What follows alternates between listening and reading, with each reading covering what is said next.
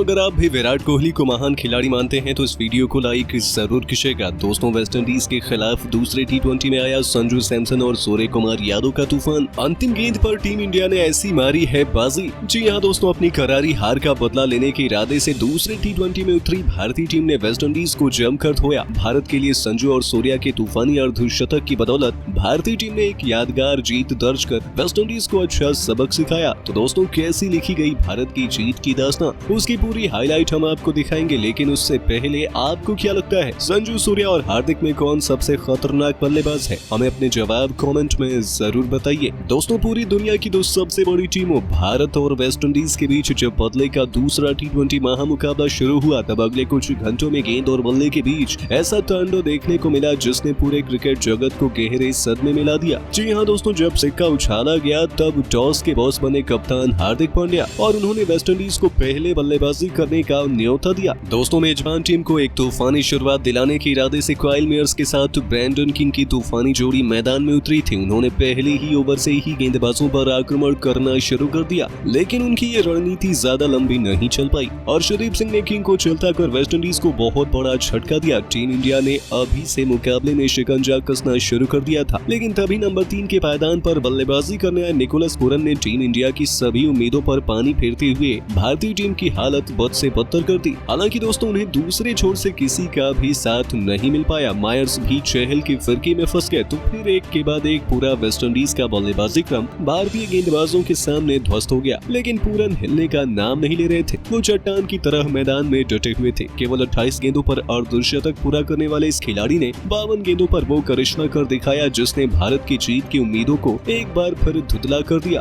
केवल 52 गेंदों पर इस खिलाड़ी ने शतक ठोककर भारतीय गेंदबाजों की जमकर पिटाई की और अंत तक नाबाद रहते हुए उन्होंने केवल 61 गेंदों पर 123 रनों की आतिशी पारी खेली, जिसमें उन्होंने 9 खतरनाक छक्के तो वहीं 8 चौके भी लगाए थे। और इसके दम पर वेस्टइंडीज ने 20 ओवरों में 222 रनों का विशाल लक्ष्य भारतीय टीम के सामने रखा था। अब भारतीय टीम के स्टार बल्लेबाजों पर इस लक्ष्य को जल्द से जल्द हासिल कर अपने आत्मसम्मान को बचाने की बहुत बड़ी चुनौती थी। इन्हीं इरादों को सच करने के लिए रनों की ताबड़तोड़ बरसात करने शुभमन गिल के साथ ईशान किशन की जोड़ी मैदान में उतरी और उन्होंने आते ही सीधा तबाही का रास्ता चुना। किशन ने तो एक के बाद एक 3 तूफानी छक्के ठोककर टीम इंडिया को विध्वंसक शुरुआत दिलाई थी। लेकिन गिल ने एक बार फिर से हमें निराश किया और पावर प्ले के अंत तक भारतीय टीम ने 1 विकेट के नुकसान पर 53 रन बना लिए थे। गिल 12 रन बनाकर पवेलियन लौटे, तो वहीं पावर प्ले के तुरंत बाद ईशान किशन के रूप में टीम इंडिया को एक बड़ा झटका लगता है और ये खिलाड़ी 35 रन बनाकर वापस लौट गया। अब मैदान पर भारतीय टीम की आखिरी उम्मीद बनकर सूर्य कुमार यादव के साथ तिलक वर्मा की जोड़ी मौजूद थी। इन दोनों ने खतरनाक अंदाज में अपनी शुरुआत की, लेकिन पिछले मुकाबले में सभी का दिल जीतने वाले तिलक आज कुछ खास नहीं कर पाए और केवल 22 रन बनाकर वापस लौट गए। अब पूरा दारोमदार सूर्या पर आ गया था, क्योंकि उनका साथ निभाने आए कप्तान हार्दिक को भी अलजारी जोसेफ ने ही क्लीन बोल्ड कर भारतीय टीम को मुसीबतों के दलदल में फंसा दिया था। उसके बाद तो वेस्टइंडीज का घमंड देखते ही बनता था। उन्होंने तो अभी से अपनी जीत का ऐलान कर दिया था, लेकिन जो नामुमकिन को मुमकिन कर दिखाए वही तो होता है असली सिकंदर। अब सूर्या का साथ निभाने के लिए मैदान में उतर चुके थे संजू सैमसन। पर उसके बाद इन दोनों खिलाड़ियों ने चौके छक्कों की झड़ी ऐसी लगाई कि वेस्टइंडीज के साथ साथ पूरी दुनिया केवल देखती ही रह गई। अकील हुसैन की लगातार 3 गेंदों पर 3 खौफनाक छक्के लगाकर सूर्य कुमार यादव ने 32 गेंदों पर अपना